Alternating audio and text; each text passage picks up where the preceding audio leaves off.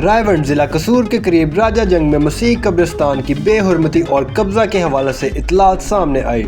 Sewerage का पानी, कूड़ा करकट और मुर्दा कुत्तों को मुकद्दस मकामात में फेंकने के खिलाफ मसीहियों ने एहतजाज किया। सीवरेज चैनल को मुबैना तौर पर इसके असल रास्ते से हटाकर कब्रिस्तान से बराह रास्त गुजारना था। शदीद बारिशों या मानसून के मौसम में कब्रिस्तान गंदे पानी में डूब जाता है, जिसमें अक्सर प्लास्टिक और जानवरों की बाकियात रहती हैं। गंदे पानी की मुसलसल आमद से कई मिट्टी की कब्रें मुनद्दम हो चुकी हैं और हेडस्टोन्स को नुकसान पहुंचा है।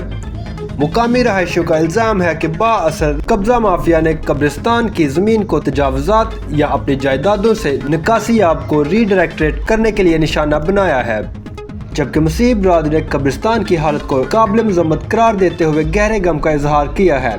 अगरचे मुकामी कारकुनों और रहायशियों ने बार बार जिला इंतजामिया से सीवरेज के मुनासिब निज़ाम और मसीही कब्रिस्तान की कब्जा माफिया से बाजियाबी के लिए दरख्वास्तें की हैं, लेकिन वो अक्सर इंतजामी बेहिसी और मुकामी हुकाम की जानिब से मुअस्सर कार्रवाई की कमी की इत्तलात देते हैं।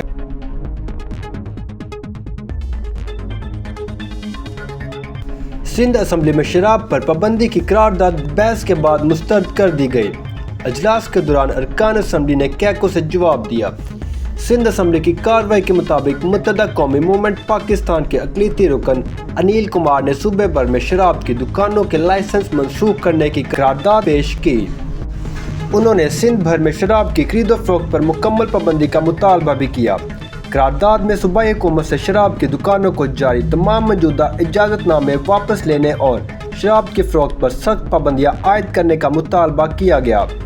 इस तजवीज़ का मकसद सूबे भर में पाबंदी को मुतारिफ कराना था, ये दलील देते हुए कि ऐसा इक़दाम अवामी मफादात और समाजी इक़दार के मुताबिक होगा।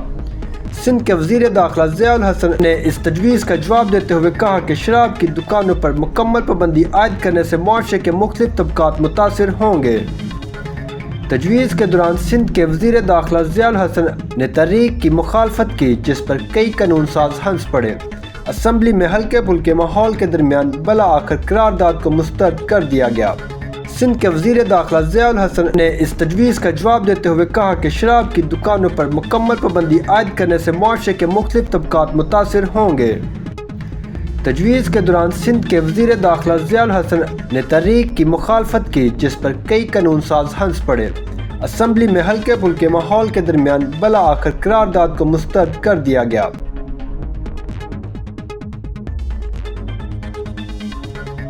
वज़ीर आला मरियम नवाज शरीफ ने आरफ वाला में सैनिटरी वर्कर की हलाकत का नोटिस ले लिया। वज़ीर आला पंजाब मरियम नवाज ने आरफ वाला में सैनिटरी वर्कर की हलाकत का नोटिस लेते हुए तफसीली रिपोर्ट तलब कर ली और हिफाजती सामान इस्तेमाल न करने पर कानूनी कार्रवाई का हुक्म दे दिया। वज़ीर आला पंजाब मरियम नवाज शरीफ ने आरफ वाला में सीवरेज लाइन में जहरीली गैस जमा होने से मैन होल में गिरने वाले सैनिटरी वर्कर की अलमनाक मौत का नोटिस ले लिया। वज़ीर आला ने वाक़या पर गहरे दुख का इजहार करते हुए सोगवार ख़ानदान से ताज़ियत और हमदर्दी का इजहार किया। उन्होंने डिप्टी कमिश्नर पाकपतन से वाक़े की तफसीली रिपोर्ट भी तलब कर ली।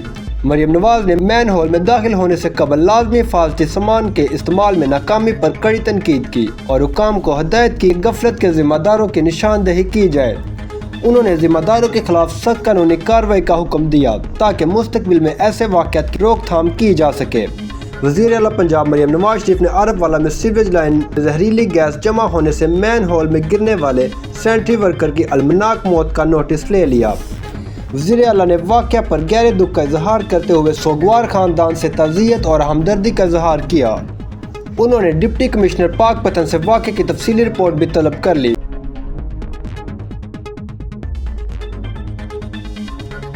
पाकिस्तान ने वाशिंगटन में अक़लीतों के हकूक़ बैनुल अल-मज़ाब मुकालमे के लिए अज़म का इजहार किया। कसूर से अफसोसनाक खबर शामिल करते हैं, जहाँ हारून मसीह ने नुमान और लुकमान को 5000 मालियत की अशिया कर्ज के तौर पर फ़रोख्त की। हारून ने सामान की रकम मांगी तो नुमान और लुकमान ने छुरियों से हारून मसीह की गर्दन काट दी। लवाकीन की आला हुकाम से मुल्ज़िमान की गिरफ्तारी और इंसाफ फराहम करने की अपील। आइए मज़ीद जानते हैं इस वीडियो में। बेटा, आप भाई हारून के क्या लगते हैं? मैं इनकी मिसेज हूँ। तो ये आपकी ज़िंदगी तो इतनी अच्छी गुजरी, कितनी देर हुई शादी को? 10-9 महीने हुए थे हमारी शादी को। 8-10 महीने हुए थे जी। तो ये एकदम से सारा मामला हुआ है, तो ये तो बड़ा तकलीफ है। तो आपकी और भाई हरून की लाइफ ठीक जा रही थी? बहुत अच्छी ये गुजरी। सारा थोड़ा बताएं, हरून भाई को कैसे मारा उन्होंने? दुकान का 5,000 रुपया लेना था अच्छा उनसे। अच्छा तो ना कोई लड़ाई झगड़ा था, कुछ भी नहीं था। अच्छा वो तो सुलह मोहब्बत से गए थे, बात कर रहे हैं। वो आए हैं छुरियाँ लेकर, उन्होंने उसकी कत्ल कर दिया, गर्दन पे काट दी। गर्दन काट के उसको जी। कत्ल किया। ठीक है बेटा जी। भाई की ना है ਤੁਹਾਡਾ? ਇਲਿਆਸ ਮਸੀਹ भाई लिहाज से सारा बकुआ दसोगे किस तरह है?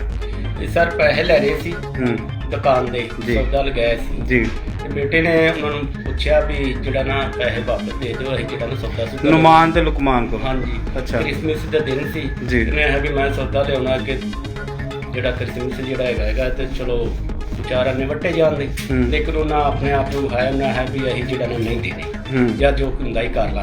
जी ਉਹ ਬਦਮਾਸ਼ੀ ਲੋਕ ਬੰਦੇ ਸੀ जी ਤੇ ਉਹਨੂੰ ਜਿਹੜਾ ਨਾ ਦੂਸਰੇ ਦਿਨ ਫਿਰ ਪੁੱਛਿਆ ਉਹਨੇ, ਮੈਂ ਕਿਹਾ ਯਾਰ ਅੱਜ ਹੀ ਦੇ ਦਿਓ, ਤੁਹਾਡੀ ਮਿਹਰਬਾਨੀ।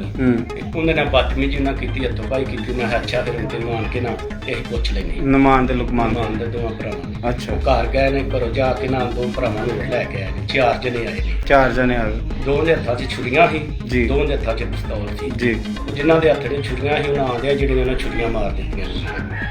ਇੱਕ ਦੇ ਮੁੰਡੇ ਸੇਲ ਨੂੰ ਮਾਰੀਏ, ਇੱਕ ਨੂੰ ਰੂਮ ਨੂੰ। जी ਰੂਮ ਦੀ ਜਿਹੜੀ ਗਰਦਨ ਕੱਟੀ ਗਈ ਜੀ। ਤੇ ਜਿਹੜਾ ਸੇਲ ਸੀ ਉਹਦੇ ਇੱਥੇ ਬਾਜੂ ਤੇ ਲੱਗੀ ਹੈ। अच्छा जी ਉਹ ਕਮ ਸੇ ਕਮ 2 ਇੰਚੀ ਕੁੱਬੀ ਵਿੱਚ। जी ਉਹਦੇ ਤੋਂ ਬਾਅਦ ਜਿਹੜਾ ਨਾ ਵੇਖਿਆ, ਜਦੋਂ ਬਾਮ ਭੱਜ ਕੇ ਗਈ ਉਹਨਾਂ ਨੂੰ ਪਤਾ ਲੱਗਾ ਉਹਨੂੰ ਬੁਲਟ ਮਾਰੇ ਨੇ ਵੀ ਜਿਹੜਾ ਅੱਗੇ ਆਇਆ ਸੀ ਉਹਨੂੰ ਵੀ ਮਾਰ ਦਿਆ। ਉਹਨੂੰ ਵੇਖ ਕੇ ਤੇ ਜਿਹੜਾ ਨਾ 2 ਮਿੰਟ ਬਾਅਦ ਉਹ ਘਰ ਨੂੰ ਚਲੇ ਗਏ ਭੱਜ ਕੇ। ਛੁਰੀਆਂ ਮਾਰ ਕੇ ਭੱਜ ਗਏ। ਛੁਰੀਆਂ ਮਾਰ ਕੇ ਆਪਣੇ ਘਰ। ਹरून ਭਾਈ ਜਿਹੜਾ ਦੀ ਸ਼ਾਹ ਰੱਖ ਤੇ ਛੁਰੀ ਲੱਗਦੀ, ਜ਼ਖਮੀ ਹੋ ਜਾਂਦਾ ਤੇ ਹਸਪੀਟਲ ਲਿਜਾ ਕੇ ਉਹਦੀ ਡੈਥ ਹੋ ਜਾਂਦੀ। ਇਸ ਉਹ ਤਰ੍ਹਾਂ ਜਦੋਂ ਹਸਪਤਾਲ ਗਏ ਨੇ ਜਾਂਦੇ ਹੀ ਉਹਦੀ ਡੈਥ ਹੋ ਗਈ। ਅੱਛਾ ਤੇ ਇਹਨਾਂ ਤੋਂ ਜਿਹੜੀ ਸਖਤ ਤੋਂ ਸਖਤ ਸਜ਼ਾ ਦਿੱਤੀ ਜਾਏ। ਜੀ। ਮਰਯਮ ਨਵਾਜ਼ ਸੇ ਸਾਡੀ ਦਰਖਾਸਤ ਹੈ, ਸਖਤ ਤੋਂ ਬਹੁਤ ਕਾਰਵਾਈ ਸਖਤ ਤੋਂ ਸਖਤ ਸਜ਼ਾ ਦਿੱਤੀ ਜਾਏ। ਵੀ ਸਾਨੂੰ ਜਲਦ ਤੋਂ ਜਲਦ ਇਨਸਾਫ ਲੈ ਕੇ ਦੇਵੇ ਤੇ ਜੋ ਉਹਨਾਂ ਨੂੰ ਸਜ਼ਾ ਕੜੀ ਤੋਂ ਕੜੀ ਸਜ਼ਾ ਮਿਲਣੀ ਚਾਹੀਦੀ। ਬਹੁਤ ਸਜ਼ਾ ਉਹਨਾਂ ਨੂੰ ਜਲਦੀ ਹੋਣੀ ਚਾਹੀਦੀ। ਠੀਕ ਹੋ ਗਿਆ ਜੀ। ਬਾਜੀ ਭਾਈ ਹरून ਉਹਨਾਂ ਨੇ ਬੜਾ ਜ਼ੁਲਮ ਕੀਤਾ, ਕੀ ਕਹਿਣਾ ਚਾਹੋਗੇ ਤੁਸੀਂ? ਰਹਿਣ ਦੋ ਮਾਈਕ ਬਸ। ठीक है। मैं रूर की बाबा, मेरे 2 बेटे से एक बेटे को कत्ल कर दिया, एक बेटा रह गया मेरा। मैं भी ये चाहती कि मेरे बेटे तरह उन्हें भी बहुत ज़्यादा सजा मिले, जिस तरह मेरा बेटा तड़प तड़प मरिया। मेरे को बर्दाश्त नहीं हो रहा। सारे ये चाहते सानू इंसाफ मिले।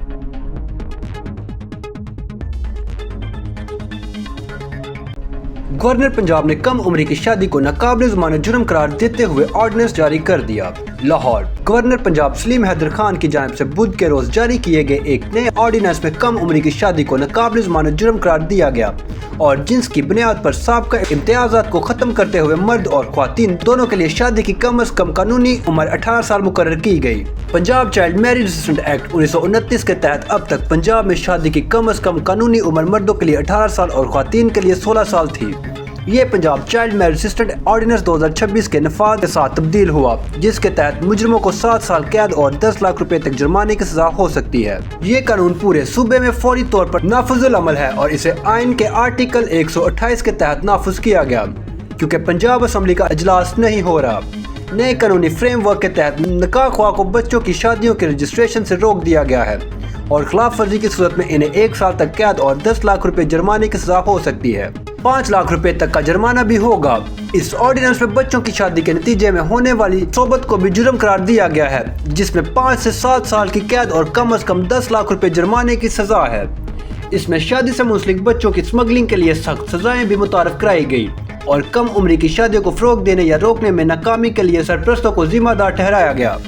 ऑर्डिनेंस के तहत तमाम जुराइम को काबिल अदराक, नाकाबिल ज़मानत और नाकाबिल तस्खीर करार दिया गया और इन पर खसूसी तौर पर सेशन अदालतों के जरिए मुकदमा चलाया जाएगा, जिनके मुकदमात 90 दिन के अंदर अंदर ख़त्म किए जाएंगे।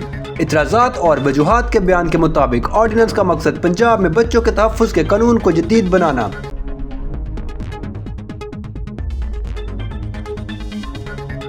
गुलचक 114 तहसील सांगरा हिल जिला ननकाना साहब में एक मसीह खानदान शदीद मुश्किलात का शिकार है। फरियाद मसीह जो 3 बच्चों का बाप है, उसने काम छोड़ने के बाद इफ्तिखार जुवेद आलम मलही पर इल्ज़ाम लगाया कि इसने उन पर 10 तोले सोना, 1000 अमरीकी डॉलर और एक LED चोरी के इल्ज़ामात आयद किए। खानदान के अफराद में शामिल बहन, बीवी और बेटे भाई को भी गिरफ्तार किया गया और बच्चों से मुबैना तौर पर जबरी मशक्कत ली गई। बाद में इनके घरों को ताले लगा दिए गए। आइए मजीद जानते हैं इस वीडियो में। ਜੀ ਸਰ ਮੈਂ ਇਨਸਾਫ ਕਰਨਾ ਚਾਹਨਾ ਜੀ ਆਪਣੇ ਨੂੰ। ਮੈਂ ਬੜਾ ਜੀ ਚੋਰੀਆਂ ਆਪਣੇ ਨੂੰ ਪਿੰਡ ਆਖੀ ਗਿਆ ਤੇ ਚੋਰੀ ਮੇਰੀ ਮਦਦ ਕਰੋ ਮੇਰੀ ਮਦਦ ਕਰੋ, ਕੋਈ ਕਿਸੇ ਬੰਦੇ ਨੇ ਮੇਰੀ ਮਦਦ ਕੋ ਨਾ ਕੀਤੀ ਜੀ। ਜੀ ਸਰ ਮੈਂ ਉਹਨੂੰ ਇਹ ਚੋਰੀ ਨੂੰ ਆਖਿਆ ਯਾਰ ਜਿਹੜਾ ਕਿ ਮਹੀਨਾ ਲਾਇਆ ਕਿ ਮੈਨੂੰ ਪੈਸੇ ਦੇ ਛੱਡ, ਜਿਹੜੇ ਮਹੀਨਾ ਲਾਇਆ ਤੁਹਾਡੇ ਨਾਲ। ਕਹਿੰਦਾ ਮੈਂ ਪੈਸੇ ਨਹੀਂ ਲੈਣੇ, ਪੈਸੇ ਨਹੀਂ ਮੈਂ ਦੇਣੇ, ਤੇਰੇ ਨਾਲ ਮੈਂ ਸਾਰੀ ਉਮਰ ਦਾ ਤੇਰੇ ਕੋਲ ਮੈਂ ਕੰਮ ਤੇਰੇ ਕੋਲ ਲੈਣਾ ਹੈ ਜਿੰਨਾ ਤੱਕ ਤੂੰ ਤੇਰੀ ਜ਼ਿੰਦਗੀ ਹੈ ਜੀ। ਮੈਂ ਕਿਹਾ ਚੋਰੀ ਤੂੰ ਗਾਲਾਂ ਨਾ ਕੱਢ, ਫਿਰ ਮੈਂ ਤੁਹਾਡੇ ਨਾਲ ਜ਼ਿੰਦਗੀ ਹੋ ਸਕੇ ਨਿਭਾ ਦਿਆਂ। ਤੂੰ ਤਾਂ ਐਸੇ ਮਹੀਨੇ 'ਚ ਮੈਨੂੰ ਗਾਲਾਂ ਲੱਗ ਪਿਆ ਕੱਢਣ, ਠੀਕ ਹੈ। ਉਸ ਤੋਂ ਬਾਅਦ ਦੂਸਰਾ ਜਦੋਂ ਮਹੀਨਾ ਚੜ੍ਹਿਆ ਤੇ ਬੱਚੇ ਮੇਰੇ ਨੇ ਘਰੋਂ ਬਾਹਰ ਕੱਢ ਛੱਡੇ ਜੀ। ਬੁੱਢੀ ਮੇਰੀ ਕਿਤੇ ਕਿਰਾਇਆ ਜਗ੍ਹਾ ਲਈ ਕਿਰਾਏ 'ਤੇ, ਉੱਥੇ ਰੁਪਈਆ 15,000 ਰੁਪਈਆ ਦਿੰਦੇ ਰਹੇ ਹਾਂ, ਸਣੇ ਬਿੱਲ ਵਿੱਚ ਹੀ ਹਰ ਸ਼ਾਇਦ ਦਿੰਦੇ ਰਹੇ ਹਾਂ ਜੀ। ਉਹ ਚੱਲ ਲੋਕਾਂ ਦੇ ਘਰ ਝਾੜੂ ਝੂੜੂ ਮਾਰਦੀ ਰਹੀ ਹੈ ਤੇ ਜੀ ਅਜੇ ਮੇਰੇ ਕੋਲ ਮਗਰ ਰੋਟੀ ਲੈ ਕੇ ਆ ਗਈ ਹੈ, ਕਿਉਂ ਰੋਟੀ ਲੈ ਕੇ ਆ ਗਈ ਹੈ। ਉਹ ਤੋਂ ਬਾਅਦ ਫਿਰ ਮੁੰਡਾ ਘਲਾਉਂਦੀ ਰਹੀ, ਨਿੱਕਾ ਜਿਹਾ ਮੁੰਡਾ 5 ਸਾਲਾਂ ਦਾ ਮੁੰਡਾ ਮੇਰਾ, ਜੋ ਚੋਰਾ ਲੈ ਕੇ ਰੋਟੀ ਮੇਰੇ ਮਗਰ ਆਉਂਦਾ ਰਹੇ। ਤੇ ਨਹੀਂ ਬੱਚਿਆਂ ਨੂੰ ਕਦੀ ਮਿਲਣ ਦਿੱਤਾ, ਨਹੀਂ ਨੇ ਮੂੰਹ ਕਦੀ ਵੇਖਣ ਦਿੱਤਾ, ਨਾ ਬੈਠੇ ਨਾ ਖਲੋਤੇ ਜੀ। ਇਹ ਮੈਨੂੰ ਜੰਦਰਾ ਮਾਰ ਕੇ ਰੱਖਿਆ ਬਾਹਰ ਗੇਟ ਨੂੰ ਕਿ ਨਹੀਂ ਬਾਹਰ ਜਾਣਾ ਤੂੰ, ਜਿਹੜਾ ਕੋਈ ਸ਼ਾਇ ਆਉਣੀ ਹੈ ਤੈਨੂੰ ਕੋਈ ਬਾਹਰੋਂ ਤੈਨੂੰ ਬੰਦਾ ਸ਼ਾਇਦ ਦੇ ਜੇ ਕਰੇਗਾ ਜੀ। ਉਸ ਤੋਂ ਬਾਅਦ ਜੀ ਸਰ ਮੈਂ ਫਿਰ ਆਖਿਆ ਚੋਰੀ, ਮੈਂ ਫਿਰ ਇਹਨੂੰ ਦੁਬਾਰੇ ਤੀਸਰੇ ਮਹੀਨੇ ਆਖਿਆ ਚੋਰੀ ਮੈਨੂੰ ਦੇ ਛੱਡ ਪੈਸੇ ਕਿ ਕੋਈ ਨਾ। ਉਹ ਤੋਂ ਬਾਅਦ ਫਿਰ ਜਦੋਂ ਦੂਸਰਾ ਮਹੀਨਾ ਜਦੋਂ ਚੜ੍ਹਿਆ ਤੀਸਰਾ, ਫਿਰ ਇਹਨੇ ਮੈਨੂੰ 2 ਮਹੀਨੇ ਤਨਖਾਹ ਦਿੱਤੀ ਹੈ ਜੀ। ਤਨਖਾਹ ਦੇ ਕੇ ਤੇ ਉਸ ਤੋਂ ਬਾਅਦ 3 ਸਾਲ ਲਾਏ ਮੈਂ, ਮੈਨੂੰ ਕੋਈ ਇਹਨੇ ਪੈਸਾ ਨਹੀਂ ਦਿੱਤਾ ਜੀ। ਤੇ ਕੋਈ ਪੈਸਾ ਨਹੀਂ ਦਿੱਤਾ, ਗਾਲਾਂ ਕੱਢਦਾ ਰਿਹਾ, ਗਾਲਾਂ ਬਲੰਗੀਆਂ ਦਾ ਤੇਰੀ ਬੁੱਢੀ ਉਹ ਫਲਾਣੇ ਨਾਲ, ਤੇਰੀ ਬੁੱਢੀ ਫਲਾਣੇ ਨਾਲ। ਮੈਂ ਚੋਰੀ ਆਈਆਂ ਗੱਲਾਂ ਨਾ ਕਰ, ਜਿਹੜੇ ਹੁੰਦੇ ਬੰਦੇ ਇਹ ਸਮਝ ਲੈ ਆਪਣੇ ਘਰ ਦੇ ਹੀ ਹੁੰਦੇ ਆ। ਜਿਸ ਵੇਲੇ ਨਹੀਂ ਆਂਦਾ ਕਿ ਨਹੀਂ ਤੂੰ ਭੈਣ ਕਿਉਂ ਇਹ ਮੈਨੂੰ ਗੱਲਾਂ ਸੁਣਾਉਣਾ, ਆਵਾਜ਼ ਉੱਚੀ ਨਾ ਕੱਢ। ਮੈਂ ਚੋਰੀ ਗੱਲ ਸੁਣ, ਮੇਰੀ ਗਾਲਾਂ ਨਾ ਕੱਢ, ਮੈਂ ਗਾਲਾਂ ਨਾ ਕੱਢ, ਨਾ ਮੈਂ ਗਾਲਾਂ ਤੇ ਕੋਲ ਸੁਣੀਆਂ ਤੇ ਨਾ ਮੈਂ ਸੁਣਨਾ ਚਾਹੁੰਦਾ ਮੈਂ, ਠੀਕ ਹੈ। ਅੱਕ ਕੇ ਜਿਹੜਾ ਫਿਰ ਮੈਂ ਉੱਥੋਂ ਨੱਸ ਆਇਆ। ਮੈਂ ਨੱਸ ਕੇ ਤੇ ਮਗਰੋਂ ਇਹਨੇ ਮੇਰੇ ਭਰਾਵਾਂ ਨੂੰ ਤੰਗ ਕੀਤਾ ਹੈ। ਮੁੜ ਕੇ ਇਹਨੇ ਪਰਚਾਰੀ ਦੇ ਦਿੱਤਾ ਹੈ, ਪਰਚਾ ਦੇ ਕੇ ਤੇ ਮੁੜ ਕੇ ਬੁੱਢੀ ਮੇਰੀ ਦੇ ਕੇ ਪਰਚਾ ਬੁੱਢੀ ਮੇਰੀ ਇੱਥੋਂ ਲੈ ਕੇ ਫੜ ਕੇ ਲੈ ਕੇ ਅੰਦਰ ਕਰਵਾਤਾ। ਬੱਚੇ ਮੇਰੇ ਕਿਤੇ ਦਿੱਤੇ ਆ, ਆਪ ਹੀ ਕਿਤੇ, ਬੁੱਢੀ ਮੇਰੀ ਕਿਤੇ, ਬੱਚੇ ਮੇਰੇ ਕਿਤੇ। ਉਦੋਂ ਜੀ ਸਰ ਮੈਂ ਆਪਣਾ ਬੰਦੇ ਇੱਕ ਨੂੰ ਇੱਥੇ ਆਖਿਆ ਗਲੌਰ ਦੇ ਨੂੰ, ਉਹਨੇ ਜੋ ਬੱਚੇ ਲਿਆ ਕੇ ਦਿੱਤੇ, ਉਹਨੇ ਬੁੱਢੀ ਮੇਰੀ ਥਾਣੇ ਕਢਵਾ ਕੇ ਮੁੜ ਕੇ ਸਰ ਮੈਂ ਆਪਣਾ ਜੀ ਆਖਿਆ, ਮੈਂ ਮੈਨੂੰ ਆਖਣ ਲੱਗਾ ਤੇ ਉਹਨੂੰ ਲਿਆਓ ਜਾ ਕੇ ਭਰਾਵਾਂ ਮੇਰੇ ਨੂੰ। ਆਂਦਾ ਭਰਾ ਮੇਰੇ ਆਂਦੇ ਸਾਨੂੰ ਪਤਾ ਹੀ ਨਹੀਂ ਹੈ ਕਿੱਥੇ ਤੇ ਕਿੱਥੇ ਨਹੀਂ, ਬੜਾ ਜ਼ੁਲਮ ਕਰਨ ਦਿਆ ਸਾਡੇ ਨਾਲ। ਅੱਕ ਕੇ ਫਿਰ ਉੱਥੋਂ ਮੈਂ ਨੱਸ 1000 ਡਾਲਰ ਪਾਇਆ ਜੀ, 10 ਤੋਲਾ ਸੋਨਾ ਪਾਇਆ ਹੈ, 10 ਲੱਖ ਆਂਦਾ ਮੈਂ ਹਥੋਰ ਕੋ ਲੈਣਾ ਜੀ। ਇਹ ਉਹਨੇ ਲਿਖਿਆ ਹੈ ਜੀ। ਚਲੋ ਸੁਣ ਤੇ ਅਸੀਂ ਲਿਆ ਫਿਰ ਬਾਹਰੋਂ ਬਾਹਰ ਹੀ ਸੁਣ ਕੇ ਤੇ ਸਰ ਮੈਂ ਫਿਰ ਹੁਣ ਬੱਚੇ ਮੇਰੇ ਇਸ ਟਾਈਮ ਇਸਲਾਮਾਬਾਦ ਘਲਾਤੇ ਆ, ਆਪ ਹੀ ਮੈਂ ਕਿਤੇ ਧੱਕੇ ਖਾਣੇ ਆ, ਬੱਚੇ ਮੇਰੇ ਖਾਂਦੇ ਆ ਜੀ। ਹਾਂਜੀ ਤੇ ਜੀ ਸਰ ਸਾਡੀ ਗੱਲ ਥੋੜ੍ਹੀ ਜੀ ਗੱਲ ਨੂੰ ਗੌਰ ਕਰੋ, ਸਾਡੀ ਮਦਦ ਹੋਣੀ ਚਾਹੀਦੀ ਥੋੜ੍ਹੀ ਜੀ। ਸਾਡੀ ਗੱਲ ਮਰੀਅਨ ਵਾਜ ਤੱਕ ਗੱਲ ਪਹੁੰਚਣੀ ਚਾਹੀਦੀ ਹੈ ਜੀ, ਇਨਸਾਫ ਹੋਣਾ ਚਾਹੀਦਾ ਜੀ। मेहरबानी, शुक्रिया। मालूमात का काबिलियत जरिया CRC जुड़े रहे CRC के साथ।